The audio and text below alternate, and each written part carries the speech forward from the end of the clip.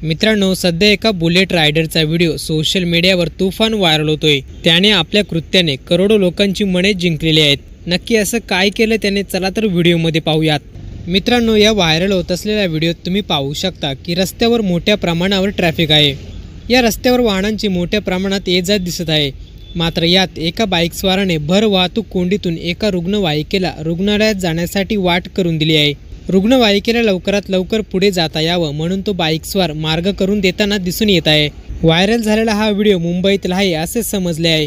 पण या व्हायरल होत असलेल्या व्हिडिओतील रुग्णवाहिका ही 3 दिवसांच्या लहान बाळाला हॉस्पिटलला घेऊन जात आहे असं कॅप्शनमध्ये लिहिण्यात आलं आहे। 3 दिवसांचं लहान बाळ घेऊन जात असलेल्या ॲम्ब्युलन्सला या तरुणाने जागा करून दिल्याने आज त्याचं सर्वत्र कौतुक केलं जात आहे। व्हिडिओ जर पूर्ण पाहिला असेल तर आपलीही प्रतिक्रिया कमेंट बॉक्समध्ये नक्की कळवा।